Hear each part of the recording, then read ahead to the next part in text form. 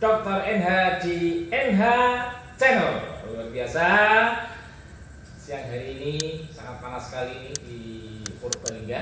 Nah, kita akan bincang singkat bermanfaat ya. Ada tamu yang luar biasa nih, alumni Universitas Jenderal Sudirman. Ya, selamat siang Mas Anas. Selamat siang Pak. Nah, salam komando. Komando Pak. Satu komando. Satu komando. Satu-satunya kita berbintang 5. Iya benar Pak. Hanya unsur. Biasanya ini ya Mas, kalau di mana-mana kan unsur di mana sih? Iya itu. Unsur negeri apa swasta sih? Iya sama Pak itu. Kita tegaskan, Iya. unsur negeri. Dan tadi berada di sebuah kota kecil di Purwokerto. Oke, Mas Anas, ini apa kabar nih? Alhamdulillah luar biasa Pak. Bapak sendiri gimana Pak? Alhamdulillah, ini kita pertemuan singkat ya Mas ya. Iya, betul, Luar Pak. biasa ini. Acara apa tadi Mas? Tadi ada sekolah legislatif Pak, seminar legislatif kan diadakan sama DLM FT Unsud Pak. FT Unsud ya, seminar legislatif. Iya, seminar legislatif. Ya, jadi memang Mas Anas ini dari dulu fakultas Hukum Pak. Fakultas Hukum. Iya hukum. Masuk 2018 Pak. 2018. Iya. Nah, Mas Anas kan aktivis ya. Bisa dibilang begitu Pak. Ya, jadi kalau aktivis itu kan kononnya kan lulusnya lama, gitu ya Mas ya. Ya betul Pak. Terus banyak menyita waktu, Ya. gitu ya. Menurut Mas Anas gimana Mas? Kalau menurut saya itu saya tepis sih Pak dengan isu-isu itu karena saya sendiri walaupun saya aktif ya dulu saya di BEM Pak, waktu saya masuk di Unsud awal masuk 2018 di BEM dulu. di BEM Oke, di ya. Universitas Sudirman. Badan Eksekutif Mahasiswa. Mahasiswa. Nah kemudian sampai saya di tahun terakhir ketika saya mau lulus itu saya di Ya. DLM Pak. Oke. Tapi pada kenyataannya saya bisa lulus tidak sampai 4 tahun Pak. Berapa Mas? 3,8. Oh, ini ya, contoh nih ya. 3,8. 3,8. Kalau S1 itu kan 4 tahun ya Mas. 4 tahun ya betul. Jadi, aktivis dan lulus cepat. Nah, kalau dulu enggak Mas. Kalau saya dulu karena saya dulu keterangan ya Mas. Keterangan, Jadi ya. kita satu alumni. Mas. Satu alumni. Iya. Kalau apa ya, mindsetnya dulu kan aktivis tadi yang saya katakan tadi kan lulusnya lama ya. 7 tahun ya Pak. Bahkan ingkar kampus Mas. Wingkar kamu. Iya, karena udah apa ya, mungkin terlena dengan dunianya keorganisasian biasanya malah lupa. Tadi yang dikatakan Pak Haji Rafiq tadi ya. Iya betul. Ya hanya satu, karena aktivis itu aktif di mana-mana ya, tapi kuliahnya nggak aktif. Terus Betul juga ya. Iya. Jadi dulu kalau terakhir apa Mas? Yang berapa dulu? saya terakhir di mining Pak di Enggak, Helmut. sebentar. Yang ini dulu, yang sekolah dulu. Oh sekolah, saya ADN organisasi dulu. saya jadi ketua Dewan Legislasi Ya. Mahasiswa Pak di Universitas Jenderal Sudirman. Tahun 2000 2021 Pak. ya, menjelang lulus itu ya. Menjelang lulus betul Pak. Tapi DLM di pusat. Di pusat Pak. Nah, Dulu waktu saya di DLM teman-teman sudah pada seminar hasil Pak saya belum. jadi terpacu gitu ya. Terpacu, malamnya saya mengerjakan, jadi Iya, saya iya. demis langsung Pak Senas Pak. Ngejarnya kayak gitu ya. Apa sih yang membuat Mas Anas ini aktif gitu? Hero itu membuat semangat. Membuat semangat sebenarnya saya aktif. Kan dulu belum bayangkan ya. Oh, nanti kalau aktif itu orang bilang soft skill ya. Soft skill gitu Pak. Soft skillnya akan diasah. Biasa betul. Gimana Mas? Jadi ceritanya saya dulu SMA aktif juga Pak, saya jadi ketua OSIS juga. Pernah ke Ketua OSIS masuk ke UNIF ketika S3 ya Sudirman Student Summit penerimaan mahasiswa baru. Nah itu kan ada seremonial Pak di Geraha. Nah saya melihat banyak aktivitas nih. Kayak di SMA tuh ekskulnya. Nah saya mulai tertarik tuh di situ ketika melihat riset-riset BEM ini luar biasa nih, politiknya jalan gitu. Terlebih ketika saya di Fakultas Hukum Pak, nah suka banget Pak namanya politik, hukum, nah itu. Iya. Kalau dibilang dulu sering demo, Ya. awal-awal demo tapi setelah mulai ke DLM jadi ketua mulai realistis ya Pak. Oke, artinya memang oke lah. Demo itu bukan tidak baik. Tidak baik betul. Untuk ngontrol ya. Kontrol betul. Iya, jadi kadang tadi saya katakan politik itu kadang tabu gitu ya. Iya betul Pak. Tapi mau gak mau yang namanya kita sebagai manusia ya, entah itu mahasiswa, entah itu masyarakat umum, ya tetap masuk ke lingkaran itu. Ke lingkaran itu, betul, Ya, Pak. dari pusat sampai daerah ya. Daerah betul. Ya, artinya kan Justru di mahasiswa ini harusnya memang benar-benar ikut organisasi. Kalau tidak ikut organisasi itu rugi. Bisa gitu ya Mas? Rugi banget Pak. Benar nggak pernyataan saya? Betul Pak. Mungkin bisa disampaikan Mas. Apa yang buat tidak ikut rugi dan ikut itu memberikan manfaat? Nah, kalau dibilang memberikan manfaat sangat banyak sih Pak. Okay. Mungkin ketika saya di organisasi dulu aktif itu belum terasa sama sekali Pak manfaatnya Pak. Hanya ya mungkin kalau di kelas sering nanya gitu, nah itu doang Pak. Tapi setelah lulus itu dampaknya itu luar biasa Pak. Itu sangat dipertimbangkan ketika saya mencari pekerjaan, itu sangat dipertimbangkan. Terlebih ketika dulu kan saya aktivis sering demo Pak. Waktu dulu 2019. Apa itu waktu itu? Itu RKUHP Pak. Okay. Saya ikut itu sampai dulu sama dosen ditanyain, itu apa kamu kenapa ikut demo? Nah, itu saya jelaskan di situ. Nah, tapi pada kenyataannya ketika sudah mulai di DLM Pak, kan sudah mulai makin realistis, tidak semuanya kontrol itu melalui demo juga Pak. Oke, betul. Nah, ya, mungkin diskusi. Nah, itu yang saya tekankan ketika saya di DLM, politik itu nggak harus turun ke jalan, tapi bisa humanis dengan audiensi kajian. Artinya untuk mengontrol jalannya regulasi ya tidak harus turun jalan. Ya. Tapi perlu juga ya. Tapi perlu Pak. Ya, artinya ada tekanan gitu ke membuat kebijakan itu harus benar atau enggak gitu ya. Betul. Nah, itu juga bisa dengan FGD ya. FGD ya itu betul. Ya, jadi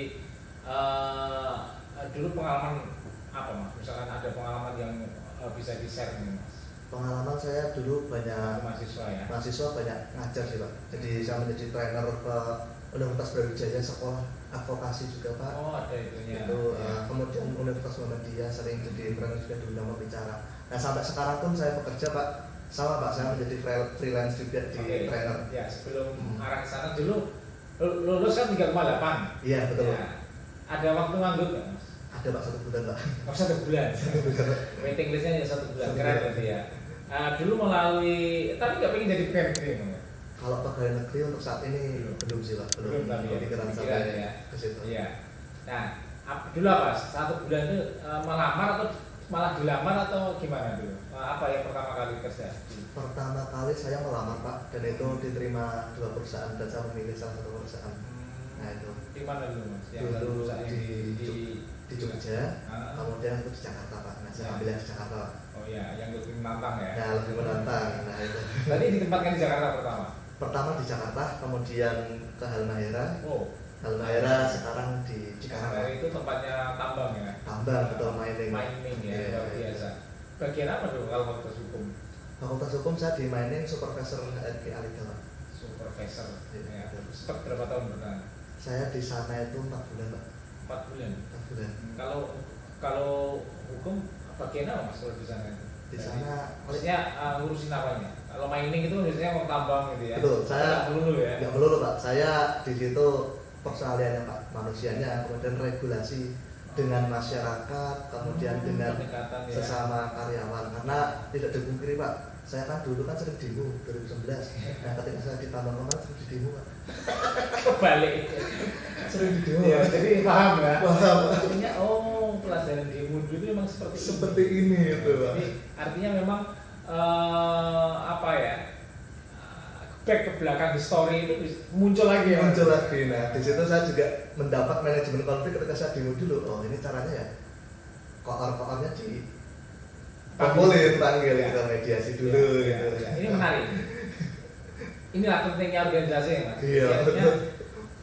Yang namanya masalah ya. Jadi kalau mungkin kerennya manajemen konflik itu Pak. Mas, menyikapinya. Iya. Kalau menurut Mas Anas ini kalau menyikapi mengenai konflik yang ada ya Pak, kalau dari saya sih lebih ke kultural sih Pak, humanis, empati. Nah itu yang saya tekankan. Jadi ketika memang saya menyelesaikan permasalahan konflik misalnya lebih mendengar ya, lebih mendengar. Setelah mendengar, nah baru itu saya sentuh di situ Pak.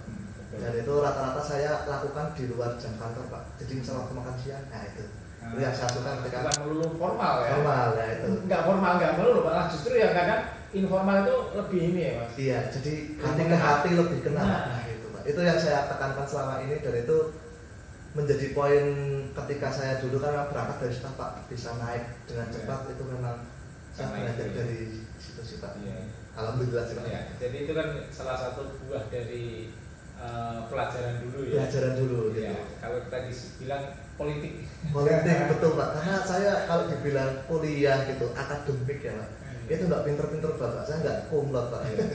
Podor Mas, asli ya. Sama aktivis, saling curhat. Nah, jadi kebetulan saya juga nangani IFT ini sebagai wakil dekan 3 ini yang menangani kemahasiswaan sama kealumnian Mas. Ya, jadi saya suka ya. Jadi memang ya bisa dibilang jadi mahasiswa itu dioptimalkan. Ya, betul. Tapi juga ada mahasiswa yang kupu-kupu Mas, kuliah pulang. Nah itu yang rugi Pak. Iya betul. Rugi sekali Pak. Rugi waktu gitu ya. Waktu. Karena dengan organisasi ini ya saya sudah sering menekankan ya, karena namanya Ormawa ya. Iya, organisasi kemahasiswaan ini menjadi apa ya? Kadang pilihannya apa ya? Ada yang mengeluh Pak, kurang pengurusnya, anggotanya sedikit.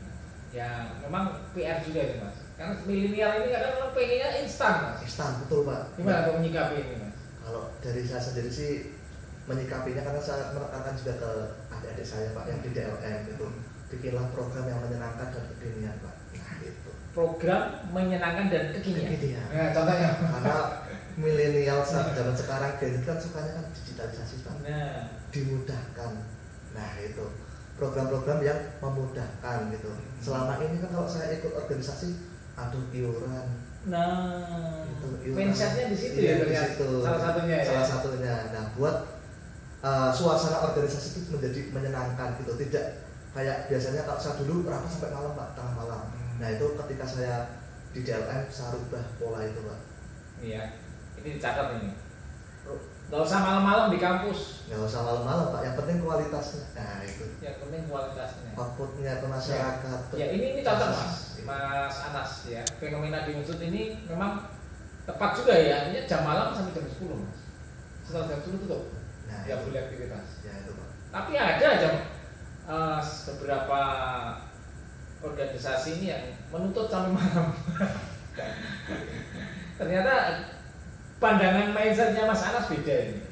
Iya. Yang ini kualitas, jangan terlalu lama. Betul. Gimana kalau menyikapi jam malam di Unsut jam sampai jam nggak udah lebih dari jam 2, nggak boleh lebih dari jam 22. Kalau dari saya sendiri sepakat sih Pak. Sepakatnya saya melihat dari kualitasnya sendiri.